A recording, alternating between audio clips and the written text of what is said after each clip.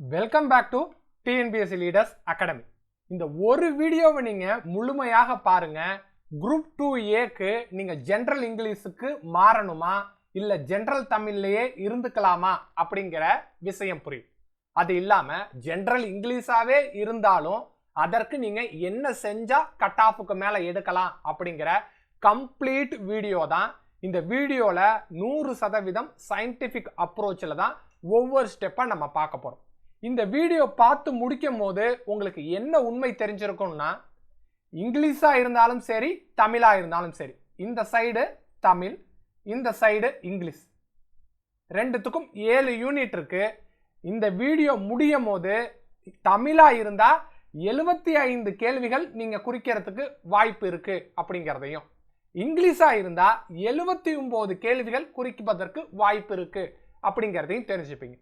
First நம்ம ரெண்டு சிலபஸையும் compare பண்ணிடுவோம். முதல்ல டிஎன்பிஎஸ்சி என்ன மாதிரியான சிலபஸ் கொடுத்துருக்காங்களோ அதை மட்டும் முதல்ல கொடுத்துருக்கேன். அதனால உங்களுக்கு இதை பார்க்கறதுக்கு கன்ஃபியூஷனாக இருக்கும். ஆனால் ஒன்று நீங்கள் கிளாரிட்டி எடுத்துக்கணும், இங்கிலீஷாக இருந்தாலும் சரி தமிழாக இருந்தாலும் சரி, இங்கே என்ன டாபிக் இருக்கோ அதே தான் இங்கேயும் டாப்பிக்காக இருக்கும். இங்கிலீஷில் கிராமர் அப்படின்னு இருந்தால் தமிழில் இலக்கணம் அப்படின்னு இருக்கும்.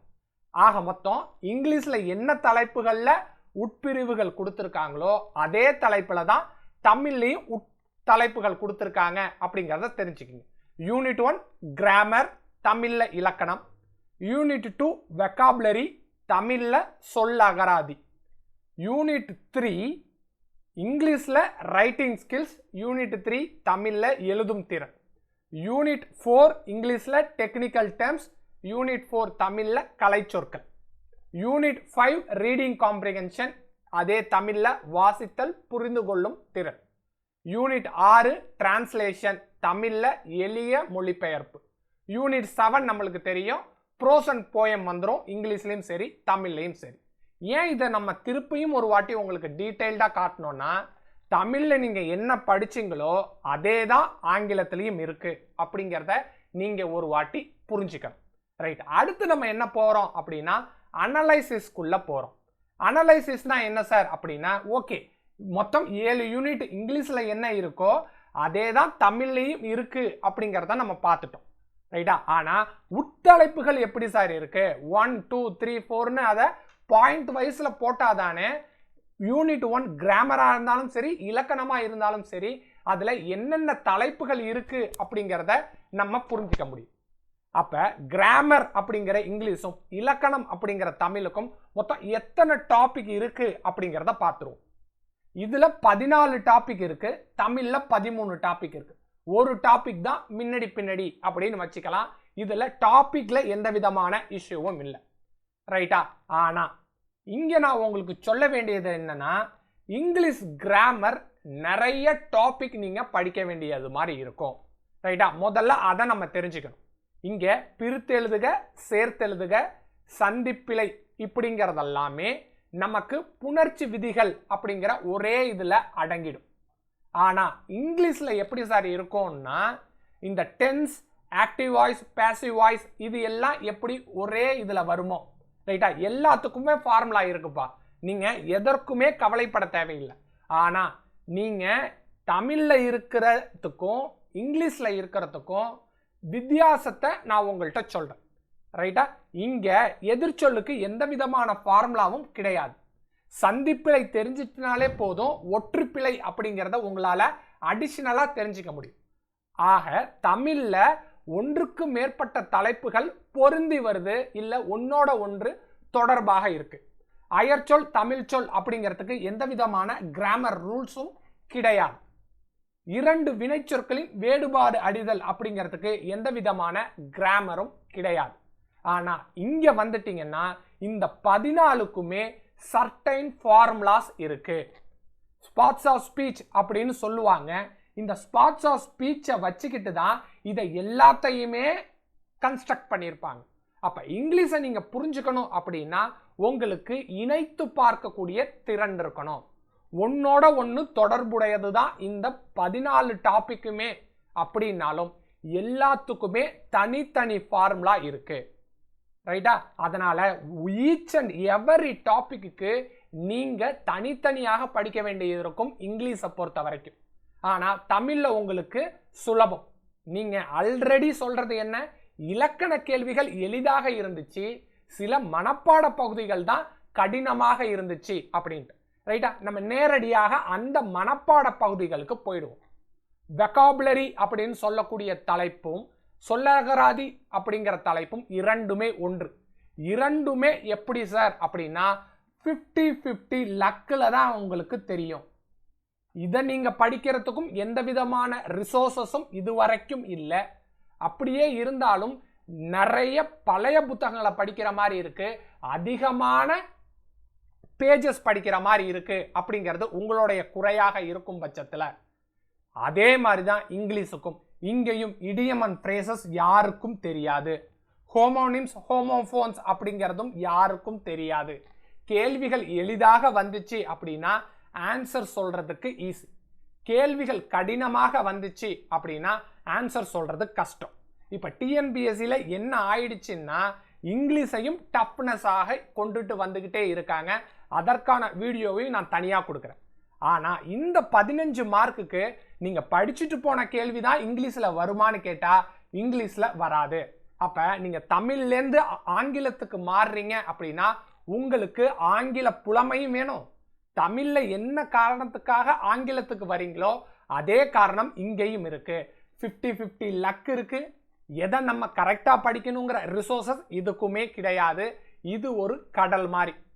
தமிழை நீங்க கடல்னு சொன்னீங்கன்னா இங்கிலீஷை பொறுத்த வரைக்கும் வெக்காபுலரியும் கடல் தான். ஆனா ஒரே ஒரு பாயிண்ட் ஆஃப் அட்வான்டேஜ் என்ன சார் இருக்குன்னா, இதுல ஈஸியான கேள்விகள் கேட்டுட்டாங்க அப்படின்னா ஆன்சர் சொல்றதும் ஈஸியாக இருக்கும் ஆங்கிலத்தில். ரைட். அடுத்து நமக்கு மிகவும் கடினமாக இருக்கிறதாக சொல்லக்கூடிய தலைப்பு பார்த்தீங்கன்னா கலைச்சொற்கள் தலைப்பு. தமிழ்ல உங்களுக்கு தெரிஞ்சிருக்கும் 9 தலைப்புல இருந்து என்ன கேட்குறாங்க அப்படின்னா நமக்கு கலை சொற்கள் கேட்குறாங்க. இங்கேயும் அதே தான். இந்த டெக்னிக்கல் டேர்ம்ஸ் அப்படின்னு சொல்லக்கூடிய இங்கிலீஷ் சிலபஸ்லையும் என்ன சார் கேட்டிருக்காங்க அப்படின்னா நிர்வாகம் சார்ந்த கலை சொற்களாக கேட்டிருக்காங்க. நிர்வாகம் சார்ந்த கலை சொற்கள்னு ஏன் சார் சொல்றோம் அப்படின்னா இங்கிலீஷ் வேர்ட்ஸ் வேற, நம்மளுடைய ஆபீஸ்ல யூஸ் பண்ணக்கூடிய வார்த்தைகள் வேற. உங்களுக்கு எப்படி இந்த வார்த்தைகள் எல்லாம் கடினமாக இருந்துச்சோ கேள்வியில, அதே மாதிரி தான் இங்க இருக்கக்கூடிய கேள்விகளும் கடினமாக தான் இருக்கும். நீங்க வெளிப்படையா பார்த்தா இது ஈஸியான சிலபஸ் மாதிரி தெரியும். என்ன சார் இங்கிலீஷும் கஷ்டம்னே சொல்லிக்கிட்டு இருக்கீங்களே அப்படின்னா, நீங்க இந்த சிலபஸ்ல எது கஷ்டம்னு நினைச்சு நீங்க இந்த இங்கிலீஷுக்கு வரலாம்னு நினைக்கிறீங்களோ அந்த சிலபஸும் இங்கேயும் கடினமாக தான் இருக்கு. இதுவும் லக் ஃபேக்டர்ல தான் இருக்கு அப்படிங்கிறதையும் சொல்லிடுறேன். ரைட்டா? இது நிர்வாகம் சார்ந்த கலை சொற்கள்னு ஒரே வார்த்தையில நம்ம உள்ளடக்கிடலாம். ஏன்னா administrative term, departmental term, official terms, official correspondence அப்படின்னு சொல்லக்கூடியது எல்லாமே எதை ஒன்றுத்தை தான் குறிக்குது அப்படின்னா நிர்வாகம். அந்த நிர்வாகத்தில் யூஸ் பண்ணக்கூடிய லாங்குவேஜ் அப்படிங்கிறது நார்மலாக இங்கிலீஷ் லாங்குவேஜில் யூஸ் பண்ற சொற்கள் கிடையாது. அப்ப கலை சொற்கள்ல ரிசோர்சஸ் இல்லை அப்படின்னு சொன்னா இதுவும் உங்களுக்கு ரிசோர்சஸ் இல்லாத பகுதி தான். கலை சொற்கள் எனக்கு புதுசாக இருக்கு, எவ்வளவு படிக்கிறதுனே தெரியல அப்படின்னு நீங்க சொன்னீங்கன்னா இங்கிலீஷ்ல இருக்கக்கூடிய இந்த தலைப்பும் நீங்க புதிதாக படிக்கக்கூடிய தலைப்பாக தான் இருக்கும். ரைட்டா? அடுத்து இந்த வாசித்தல் திறன்ல உங்களுக்கு கூடுதல் சுமை ஏற்படக்கூடிய வாய்ப்பும் இருக்கு. இது வரைக்கும் நீங்க படித்திருக்கக்கூடியது எல்லாமே தமிழ்ல அப்படின்னா உங்களால பொருள் உணர்ந்து கொள்ளக்கூடிய திறனும் எதுல அதிகமாக இருக்கலாம் அப்படின்னா தமிழ்ல தான் இருக்கலாம். தமிழ்ல இதுல கூடுதல் சிறப்பே என்ன சார் அப்படின்னா தமிழ்ல எந்த விதமான டீவியேஷனும் இல்லை வாசித்தல் புரிந்து கொள்ளும் திறன்ல. நான் உங்களுக்கு ஒரு பேராகிராஃப் கொடுப்பேன், அதுலேருந்து நீங்க படிச்சு பார்த்து பொருள் உணர்ந்து சொல்லுங்க. நான் உங்களுக்கு ஒரு வாக்கியம் கொடுப்பேன், இல்ல பழமொழி கொடுப்பேன், அதுலேருந்து பொருள் உணர்ந்து சொல்லுங்க. நான் உங்கள்கிட்ட அஃபிஷியல் டாக்குமெண்ட் ஒன்று கொடுப்பேன், அதுலேருந்து பொருள் உணர்ந்து என்ன புரிஞ்சுக்கிட்டீங்களோ சொல்லுங்க அப்படின்னு தான் இருக்கு. ஆனா இங்கிலீஷ்ல சற்றே மாறுபட்டிருக்கு. இந்த ஒரே ஒரு பாயிண்ட் மட்டும்தான் பொருள் உணர் திறனா இருக்கு. அடுத்து வரக்கூடிய தலைப்புகள் எல்லாம் கடினமான தலைப்புகளா இருக்கு அப்படிங்கிறத நீங்க புரிஞ்சுக்கணும். ஸ்ட்ராங் அண்ட் வீக் கொஸ்டின் என்ன ஃபார்முலா அப்படிங்கிறது கிராமர் சரியாக தெரிஞ்ச ஆங்கில வழி மாணவருக்கு கூட தெரியாது. இந்த சென்டென்ஸ் கம்ப்ளீஷன் அப்படிங்கிறதும் என்னதுதான் 50-50 லக் இருக்கக்கூடிய பகுதி தான். ஆனா ஆல்ரெடி நீங்க இங்கிலீஷ் மாணவர் தான், ஆங்கில வழியில தான் கல்வி கற்றிருக்கேன், நான் ஆங்கிலத்துல தான் என்னுடைய பொது அறிவு தாளையும் படிப்பேன்னு சொல்லக்கூடிய மாணவர்களுக்கு இந்த 20 கேள்விகளை சமாளிக்கிற திறன் தமிழ் மீடியம் ஸ்டூடெண்ட்டை தாண்டி இருக்கும். ஆக மொத்தம் உங்களுக்கு இயல்பாகவே வரக்கூடிய ஒரு தலைப்பு நீங்க ஆங்கில வழிக்குள்ள போறீங்க அப்படின்னா அது உங்களுக்கு கடினமாக இருக்கும் அப்படிங்கிறத தெரிஞ்சுக்கிங்க. அடுத்து இருக்கக்கூடிய தலைப்பை பற்றி நம்ம பேச போறதே இல்லை, ஏன்னா இது மொழிபெயர்ப்பு. ரைட்டா? மொழிபெயர்ப்பு 2 தரத்துக்குமே அது கடினமாகத்தான் இருக்க போகுது. இதுல 5 கேள்விகள் வருது, தமிழ்லையும் 5 கேள்விகள் தான் வருது. இதை நம்ம படிக்காம அவாய்ட் பண்றதே சிறப்பு. ஏன் சார் இப்படி சொல்றீங்க அப்படின்னா 2Aவை பொறுத்த வரைக்கும் உங்களுக்கு மெயின்ஸ்ன்னு இருக்கு. அந்த மெயின்ஸுக்கு நம்ம போகிறதுக்கு என்ன வழிகள் இருக்கோ அதை மட்டும்தான் பார்க்கணும். கடல்ல நீந்தரன்னு சொல்லிட்டு கடல்ல மூழ்கிடக்கூடாது. அடுத்து நமக்கு எல்லாருக்கும் தெரிஞ்ச டாபிக் என்ன சார் அப்படின்னா லிட்ரரி ஒர்க்ஸ் அப்படின்னு ப்ரோஸ் போயம்னு சொல்லக்கூடியது தான் தமிழ்ல இலக்கியம் இலக்கணம் அப்படின்னு சொல்லக்கூடிய தலைப்பு. ரைட் சார், இது எல்லாமே தெரிஞ்சிடுச்சு. நம்ம எங்க வந்து சார் நிக்கிறோம் அப்படின்னா 7 யூனிட்டையும் மெஷர் பண்ணிட்டோம். தமிழ்ல என்ன கொடுத்துருக்காங்களோ அதே தான் எங்கேயும் இருக்கு, இங்கிலீஷ்லயும் இருக்கு. அப்ப நம்ம பார்க்கும்போது நமக்கு எத்தனை கேள்விகள் சார் பதில் சொல்றதுக்கு இயல்பாகவே வாய்ப்பு இருக்கு, அதுல எத்தனை சரி எத்தனை தவறு அப்படிங்கிற ஷூர் ஷாட்குள்ளேயே நாம் போல. தமிழ் வழி மாணவர்களுக்கு இயல்பாகவே எவ்வளவு கேள்விகளை பதில் சொல்ல முடியும், ஆங்கில வழி மாணவர்களுக்கு இயல்பாகவே எவ்வளவு கேள்விகள் பதில் சொல்ல முடியும் அப்படிங்கிற அந்த கேள்விகளை மட்டும்தான் நம்ம என்ன பண்ண போறோம், தராசுல நிப்பாட்டி ஈக்குவலன்ட் பண்ண போறோம். கிராமரை பொறுத்த வரைக்கும் ஆங்கில வழி மாணவர்களாக இருந்தாலும் சரி தமிழ் வழி மாணவர்களாக இருந்தாலும் சரி 25 கேள்விகளை குறிக்க முடியும் அப்படிங்கிறது எங்களுடைய ட்ரிக். ரைட்டா? இதே நீங்க தமிழ் வழி மாணவர் ஆங்கில வழிக்கு வந்துறீங்க அப்படின்னா இங்கிலீஷ் கிராமர்ல உங்களால 25 கேள்விகள் குறிக்க முடியுமா அப்படிங்கிறத நீங்க ஒரு வாட்டி யோசிச்சு பார்க்கணும். ரீடிங் காம்ப்ரிஹென்ஷன் சொன்னேன், பொருள் உணர்திறன், அதுல இருக்கக்கூடிய தமிழ் டாபிக் ஒரே டாபிக் தான் உங்கள்கிட்ட ஆல்ரெடி சொல்லியிருக்கேன். இங்கிலீஷை பொறுத்த வரைக்கும் அது அதிகமாக இருக்கு, சில காம்ப்ளிகேஷனும் இருக்கு. இருந்தாலும் இந்த தலைப்புல இருந்து எந்த கேள்விகள் வந்தாலும் பதில் சொல்ல முடியுமானா இங்கிலீஷ் மாணவருக்கும் சரி தமிழ் மாணவருக்கும் சரி உங்களால பதில் சொல்ல முடியும். அதுல எவ்வளவு சரியாக பதில் சொல்ல முடியும் அப்படிங்கிறது தேர்வு அறையில நீங்க பயிற்சி செய்யறத பொறுத்து தான். யூனிட் 7 பொறுத்த வரைக்கும் 2 பேருக்குமே எந்த விதமான வித்தியாசமும் கிடையாது. புத்தகத்துல என்ன இருக்கோ அதுதான் வரப்போகுது. அப்ப உங்களால கண்டிப்பாக பதில் சொல்ல முடியும். ரைட்டா? இது இல்லாம ரைட்டிங் ஸ்கில்ஸ் அப்படின்னு இருக்கு. இது பை பிராக்டிஸ் தான் இங்கிலீஷ்லயும் சரி தமிழ்லையும் சரி நம்ம சொல்ல முடியும். இதுலயும் உங்களால 10 கேள்விகள் பதில் சொல்ல முடியும்னு எடுத்துக்கிட்டா இப்ப தராசு ஈக்குவலண்டா தான் இருக்கு. 70 கேள்விகள் தமிழ்ல பதில் சொல்ல முடியும் அப்படின்னா 70 கேள்விகள் ஆங்கிலத்திலையும் பதில் சொல்ல முடியும். ரைட்டா? கூடுதலாக என்ன சார் அட்வான்டேஜ் ஆங்கில வழி மாணவர்களுக்கு இருக்கு அப்படின்னா இந்த வொக்காபுலரின்னு சொல்லக்கூடிய சொல்லகராதி இருக்குல்ல, அதுல கண்டிப்பாக ஒரு 7 கேள்வி இங்க குறிச்சிட முடியும். அதே மாதிரி டிரான்ஸ்லேஷன்ல அட்லீஸ்ட் 2 வார்த்தைகளாச்சும் தமிழ்ல டிரான்ஸ்லேட் பண்றதற்கு வாய்ப்புகள் இருக்கு. அப்ப ஆங்கில வழி மாணவர்களுக்கு 7+2 9 கேள்விகள் இப்ப கூடுதலாக கிடைச்சிருச்சு.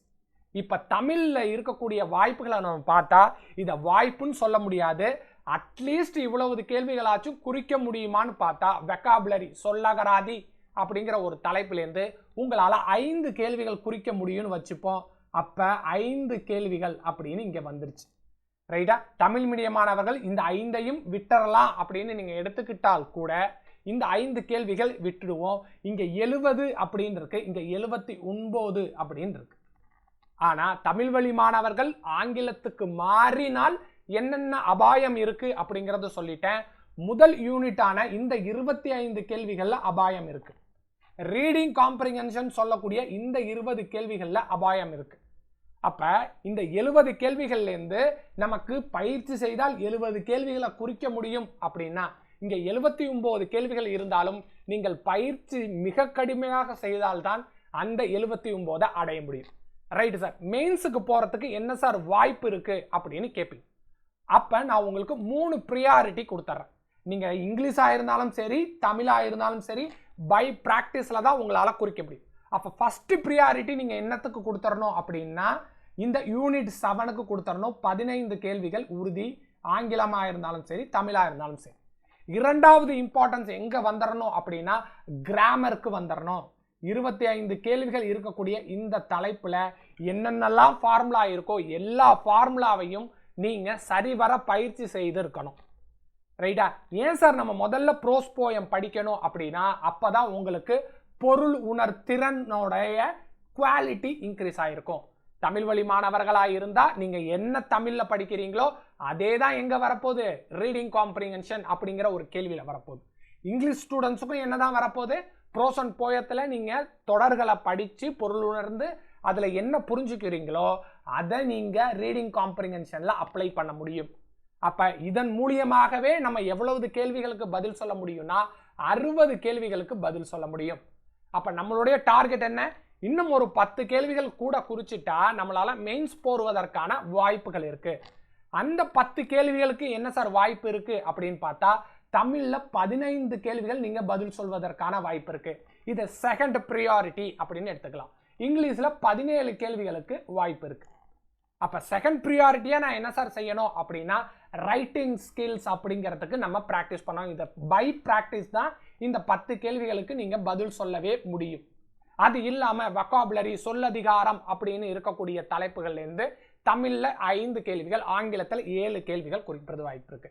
நான் தேர்ட் ப்ரியாரிட்டியா தான் எதை எடுத்துட்டு போறேன் அப்படின்னா டெக்னிக்கல் டேர்ம்ஸ் அண்ட் டிரான்ஸ்லேஷனை எடுத்துட்டு போறேன். டெக்னிக்கல் டேர்ம்ஸ்ல 10 கேள்விகள் இருக்கு, டிரான்ஸ்லேஷன்ல 5 கேள்விகள் இருக்கு. இதை எல்லாத்தையுமே விட்டுருங்க சார், இந்த சைடே வராதிங்க. நீங்க முதல்ல என்னத்தை உறுதி செஞ்சிருக்கணும், 70 கேள்விகள் 79 கேள்விகள் அப்படிங்கிறத உறுதி செஞ்சிருக்கணும். உங்களுக்கான டீடைல்டான வாய்ப்பை நான் சொல்லிட்டேன். இதற்கு மேலையும் தமிழ் வழி மாணவர்கள் ஆங்கிலத்துக்கு வரணும் அப்படின்னாலும் ஆங்கில வழி மாணவர்கள் தன்னுடைய கேள்வித்தாள் எளிமையாக இருக்கும் அப்படிங்கிற கற்பனையில இருந்தாலும் நீங்கள் மீண்டும் ஒரு முறை யோசிக்கணும். Wish you all the best. Thank you to all.